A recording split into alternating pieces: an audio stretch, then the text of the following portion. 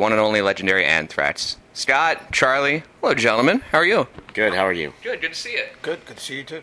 I feel like it was like a year ago that we were here in this very same building, and we were talking about 35 years of Anthrax, and we were talking about the new album coming out, and, you know, you guys have gone through this year of celebrating this giant milestone. Is that still kind of the feeling, or are you still wrapped up in the 35 years, or it's like, all right, on to the next thing now? I don't feel like I was ever wrapped up in the 35 years. It's, you know, it is a milestone, but we're so busy with For All Kings, you know, making that record and then that record coming out last February, and we've been on tour since the beginning of January of last year, pretty much. So, you know, the 35 kind of came and went, right. And we're just in the middle of doing what we do. Yeah. You know? It's got to be kind of a cool feeling because, you know, most bands just go, yeah, 35, this is our year about 35. But then For All Kings comes out and ends up like blowing up and top 10 on a Billboard chart, and like people love it and critics love it, and it's got to be cool to still be in that place and have that feeling. Oh, I think there's a big resurgence of rock music that has started last year, and I think we've kind of felt it, and we've been inspired by, you know, rock music, and from the past or even nowadays. So For All Kings for us was a record that when we were making it, I think we all knew we had some good stuff in it. Yeah. And we were very excited about it. Last year we were talking about the album coming out, and we were talking about Evil Twin and ISIS and all this terror stuff happening around the world, and it seems like the focus has shifted domestically now, at least a little bit now, as we've had this election since then. Why, did something happen in the last year that people are talking about? Yeah, I guess people are kind of freaked out about other stuff. We've been in the 35-year bubble. Yeah, we've been, now it's you were wrapped we've up in just it. been celebrating ourselves so much. Really, did something happen here in So there's this, America? There's this. I heard something about making America metal again. Yes. Am I wrong? We did that. That's what we also- were trying to do. We're trying to make America metal again. Mama. I think that reads better. M-A-M-A. Mama. What a great slogan, right? I'm going to make hats. Not on a red hat, necessarily, because a black hat is way more metal. It has to be a black. Make hat. America metal again. This big bombshell of a whatever you call it was the election, and people were kind of freaking out, and I feel like we're more splintered as a country now than we were last year. Where's your head at? Honestly, I checked out. Did you? A while ago. Yeah, what's the barrage of 24-hour crap? I must admit I bought into it in the beginning. We were actually like overseas. We were in Asia, flying home on election day, kind of like paying attention in airport lounges like on our way home, and yeah. So that's that first month, and then certainly after the inauguration, I got sucked in, and then I realized, this is, honestly, I truly believe, yeah, some bad going to happen, maybe some good is going to happen.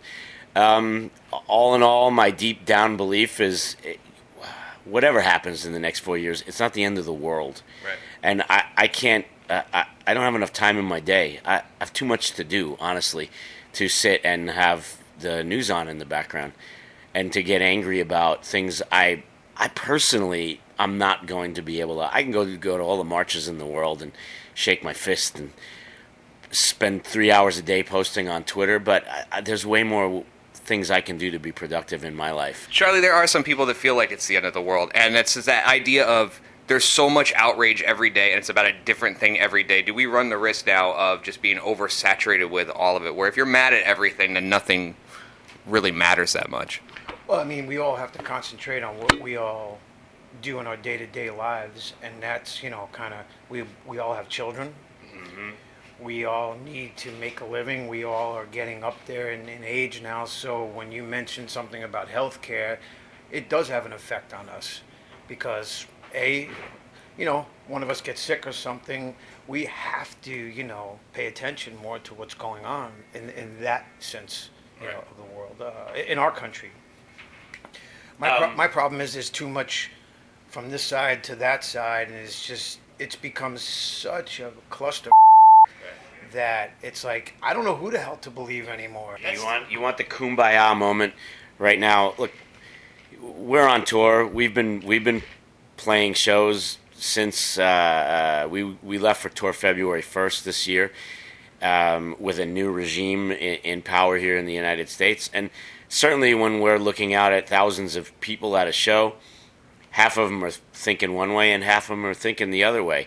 But when we're all under the same roof, nobody gives a right. So if there's a way to channel that somehow, because we'll play the Electric Factory tonight, and we're all under the roof for the same reason, because we're here to have fun.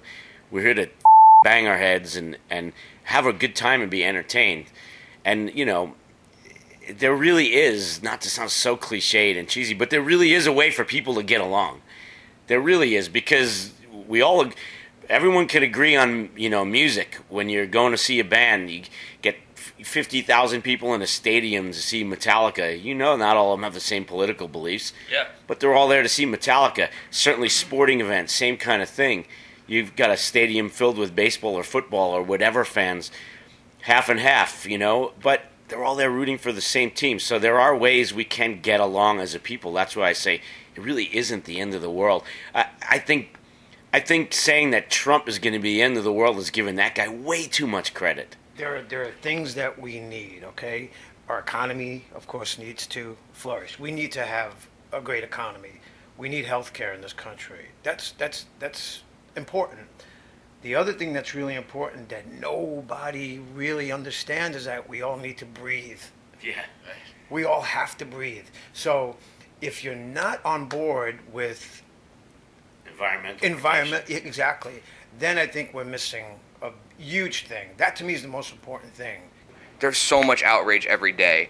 And it's like if you're angry about everything, then it just ends up being noise after a while, because people end up like you, and kind of like me too, where it goes, I just need to turn it off. Well, that's the thing, because something important happens, and it's just like, oh, whatever. Right. It's just the 24-hour news cycle, It's just too much. There really aren't enough stories to fill however many 24-hour news channels we have. Yeah.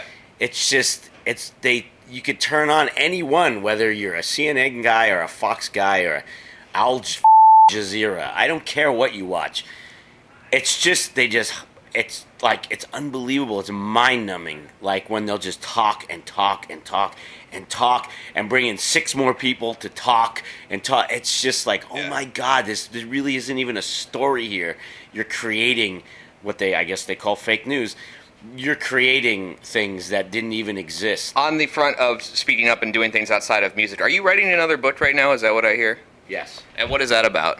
Because the first one was stories like about you. It's about the rise of Donald Trump. No, I'm just kidding. Yes.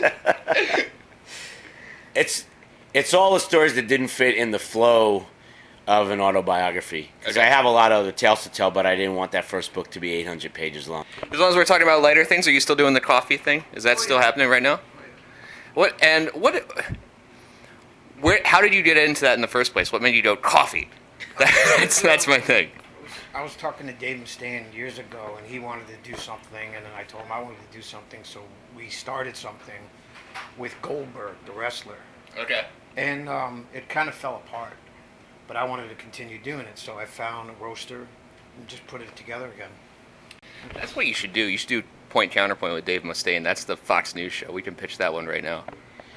I don't know that Dave would be as opposite as we probably have a lot of the same type of centrist, as much as probably he may be more right-leaning than I am, but I think you'd need to get somebody more like, I actually don't know. I mean, I can't even say Ted Nugent because I'm actually friends with that guy.